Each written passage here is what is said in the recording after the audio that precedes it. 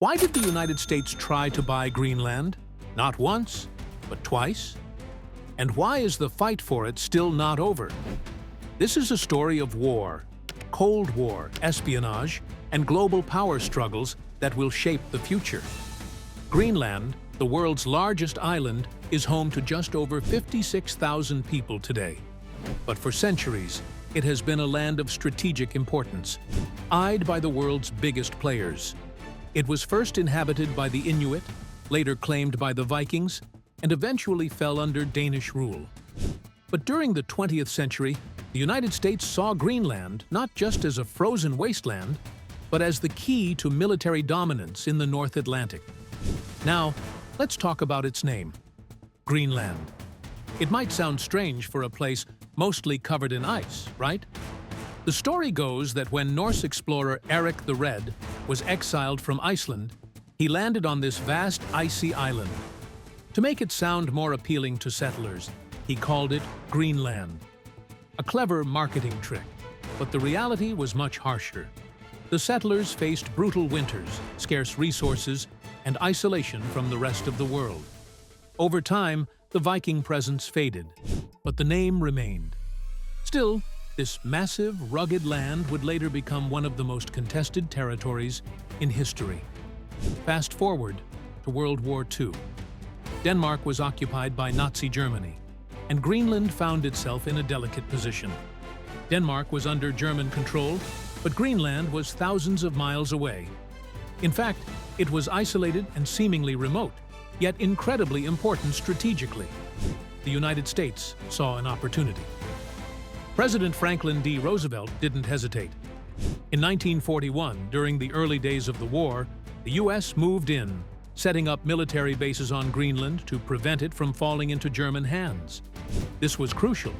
If the Nazis had gained control of Greenland, they could have used it as a launch pad for attacks on North America. So, Greenland became a silent but pivotal battleground in World War II, though no direct conflict took place on its frozen soil. But America didn't just want Greenland temporarily. In 1946, after the war ended, President Harry Truman straight up tried to buy the island from Denmark. The offer? $100 million, about $1.4 billion in today's money.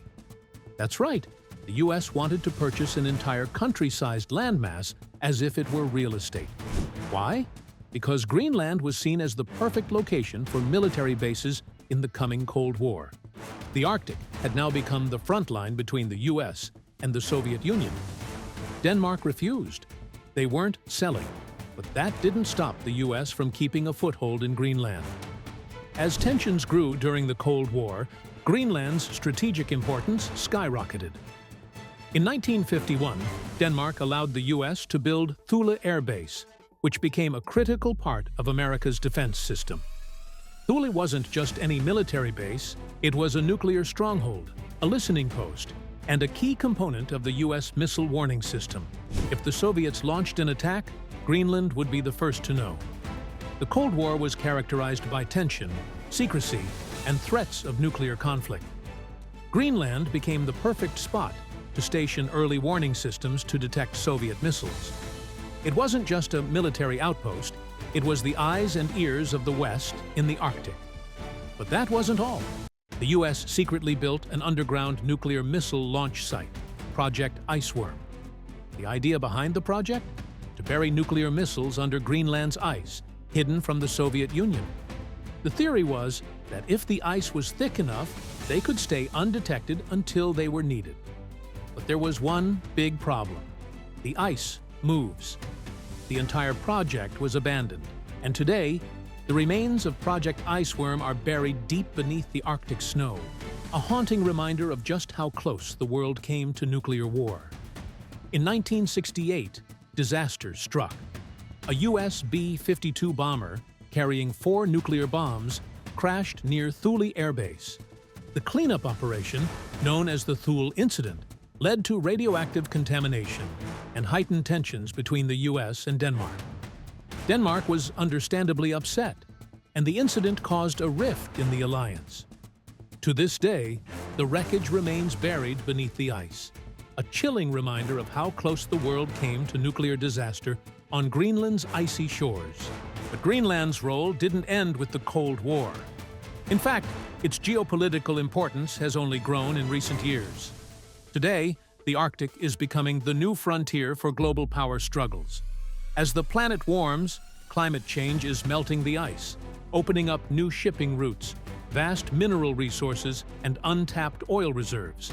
Suddenly, Greenland isn't just a remote, icy land. It's prime real estate in a battle between world powers. In 2019, former U.S. President Donald Trump made headlines when he casually suggested that America should buy Greenland. At first, many thought it was a joke. After all, how could a nation suggest such a thing? But it wasn't.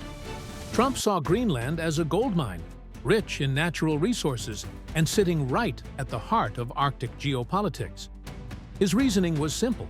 Greenland could serve as a hub for American influence in the Arctic and strengthen the U.S.'s strategic positioning in the region. Denmark's response? A flat-out no. The idea was ridiculed by many, but Trump's offer speaks to the deep-rooted value that Greenland holds in global politics. It's not just the U.S. that's interested. China has also been making moves in the Arctic, investing in mining operations and working on establishing a foothold in the region. Russia, with its vast Arctic coastline, is ramping up military activity in the region as well. With countries competing for dominance in the Arctic, Greenland has become a vital player in the modern geopolitical showdown. It's no longer just a strategic asset. It's the center of a game that could determine the future of global power. But there's a twist in the tale. Greenland itself is changing. For decades, the island was an autonomous territory of Denmark, dependent on it for economic and political support. But now, Greenland is beginning to push for greater independence. A growing number of Greenlandic leaders and citizens dream of full sovereignty, separate from Denmark. The island's economy, still dependent on Denmark, is gradually shifting as Greenland explores its natural resources and attracts global interest. Could Greenland one day be its own independent country? And if that happens, who will it align with? The United States, Russia, or China? Or could Greenland maintain its neutrality, choosing to stand apart from the global superpowers that have long sought control over its land? The changing political landscape of Greenland is one to watch. As the Arctic warms, Greenland's position will only become more important. Its natural resources, its geographical location, and its independence movements will make it a key player in the future of global politics. And as the world's great powers continue to vie for influence over this frozen island, one thing is clear. Greenland's fate will not just be decided by its people, but by the global powers that want a piece of it. So, was America crazy for wanting to buy Greenland? Or was it a brilliant move, decades ahead of its time? One thing's for sure, Greenland has been at the center of global politics for longer than you might think. And as the world's attention shifts to the Arctic, it's only getting more important.